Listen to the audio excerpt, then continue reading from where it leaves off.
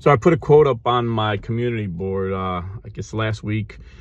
Last week that a Kamala Harris rally goer shouted, "Jesus is Lord," which Kamala Harris shouted back at him, "You're at the wrong rally. The rally you want is down the street, and it's a lot smaller," referring to Trump's rally that was down the road.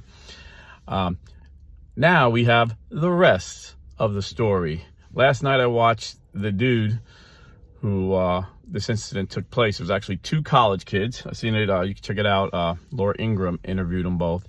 There were two college kids. One was undecided. Actually, the one that shouted was undecided. They're both Christian kids, I think evangelical Christians. And the one student was backing Trump, and his good friend was unsure. He was a literally undecided voter. So they had the idea, well, let's go to a Trump rally and see what Trump has to say, and let's go to a Kamala Harris rally and see what she has to say. So they went to a Trump rally, and he said he told all the Trump goers that he was undecided, and he said they were really nice. They explained their position, and he enjoyed the rally. Then they went to the Kamala Harris rally. They told everybody they were undecided. He said the people were nice. They were trying to convince him why he should vote for Kamala. But he said when he heard her, this is the undecided kid, when he heard her talk about the unborn baby like they were just a piece of trash you could throw out, he said her position on abortion was so extreme, I just couldn't help myself. I had to yell out, "Jesus Christ is King. Christ is Lord." And he said she looked dead at me and said, "You're at the wrong rally. The one you want's down the road, and it's a lot smaller." And then he said he had a cross around his neck. He took it off and he put it right in her face where she could see it. And he said she gave him such the evilest smirk. She looked at the cross and gave him such an evil smirk. And he said then a 70-year-old woman punched him in his back. And everybody started cursing at him, vulgarities. "Get the F out of here, you scumbag. You don't belong here." And they just turned on him. He said all these people that were nice he said that it was demonic. They just turned on him. And I think this is why I honestly believe Kamala Harris is demonic. She may not be fully possessed, but she's definitely oppressed, and her thoughts and her ideology is driven by demons. This is my belief. And you've seen it through her whole career. Her whole career was built on unborn children being murdered. I mean, you have to be a complete science denier, never seen an ultrasound to say that it's not a baby that we're killing, that in abortion, just like Pope Francis said, Kamala Harris supports killing babies. You just have to be a total denier, or you have to have cognitive dissonance where you don't want to think about it. Because the science is there. It's undeniable. It's undeniable. This is 2024. This is not 1965. So I've seen this demonic spirit in her before.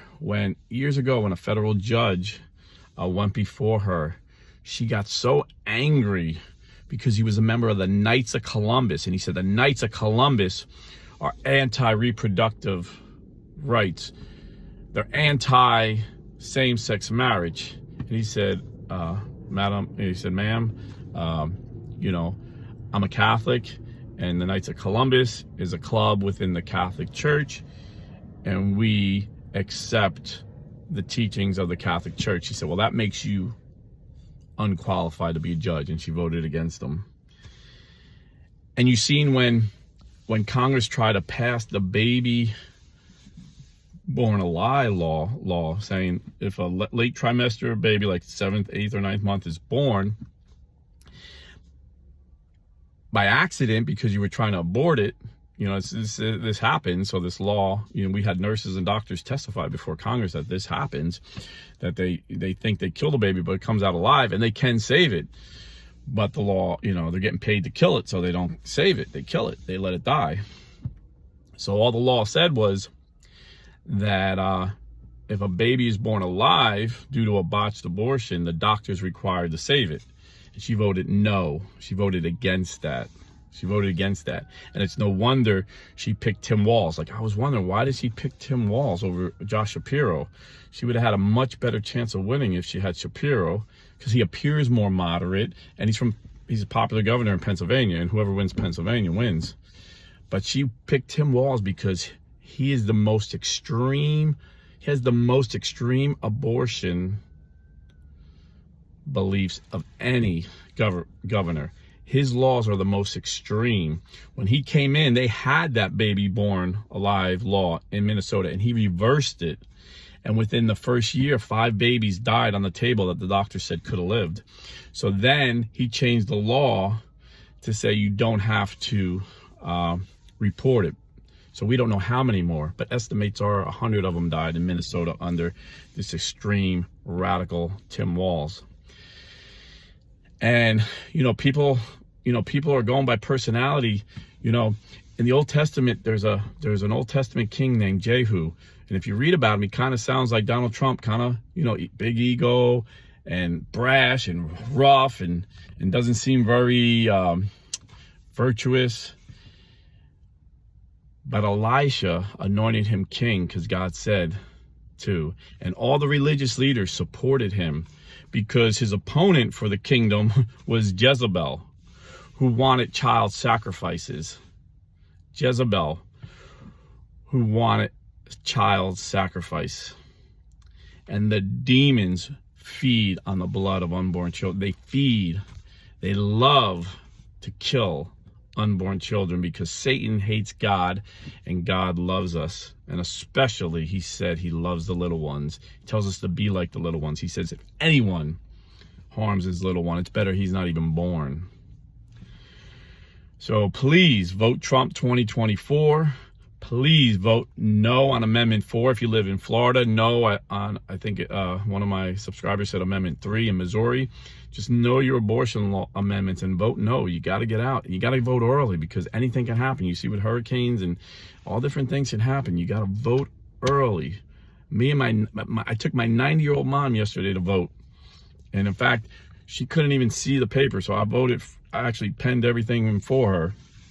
I asked the guys there, is it okay? She's telling me what to do. And he's like, yeah, that's fine. And she voted no on Amendment 4, and she voted Trump Vance. So if a 90-year-old woman with 2 broken hips and a walker could get out and vote on the first day of early voting, you can do it too. Please, no matter what, this is important. Lives are at stake, literally. God bless and stay Catholic.